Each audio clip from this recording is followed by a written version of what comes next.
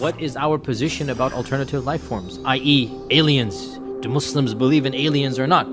Has Allah created other beings? Or are we the only creation of Allah?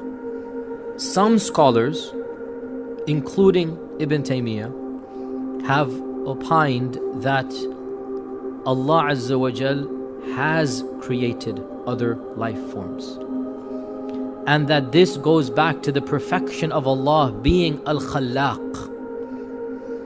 Khalaq means the one who continues to create. So the notion that the only creation is us, and after we're gone there will be no other creation, it seems to suggest as if Allah is not really creating perpetually, continuously. And Ibn Taymiyyah felt that this diminishes the majesty of Allah. He felt that Allah subhanahu wa ta'ala has been constantly creating and will constantly continue to create to no end. And that what we know is only our world. That in our world Allah began in this manner and there's going to be Yawm al-Qiyamah. This is our portion. There are others as well, before us and after us. Are they simultaneous to us? Ibn Taymiyyah didn't talk about that.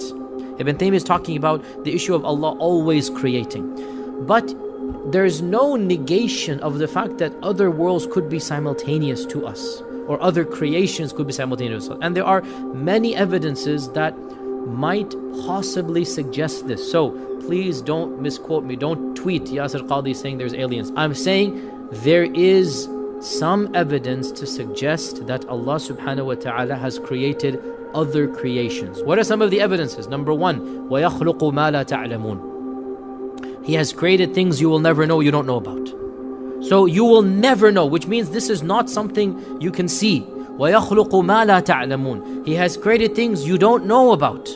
Number two, that Allah says in the Quran that خَلَقَ السَّمَاوَاتِ وَالْأَرْضَ وَبَثَّ فِيهِمَا مِن دَابَّةٍ. Allah has created all of the heavens and the earth, and He has scattered throughout all of them creatures. Not just on the earth. The samawat is not just our heavens, it is beyond our heavens. And Allah says He has scattered creatures in all of them, and if He wants to, He can gather all of them up at once, or He can gather the two of them together. وَهُوَ عَلَى جَمْعِ مِذَا يَشَاءُ قَدِيرٌ. Now you can understand this verse to mean the Day of Judgment, which is the majority interpretation, or you can understand it to mean Allah has created all different creatures, and if He wanted to, He could cause them to meet. Both are linguistically possible. There are other evidences as well. I'll just jump straight to the one I think, Wallahu A'lam, is the strongest evidence to suggest that there might be other creations of Allah. And Allah knows best. Surah Isra, where Allah subhanahu wa ta'ala says, وَلَقَدْ كَرَّمْنَا بَنِي آدَمَ وَحَمَلْنَاهُمْ فِي الْبَرِّ وَالْبَحْرِ وَرَزَقْنَاهُمْ مِنَ الطَّيِّبَاتِ وَفَضَّلْنَاهُمْ عَلَى كَثِيرٍ مِّمَّنْ خَلَقْنَا تَفْضِيلًا.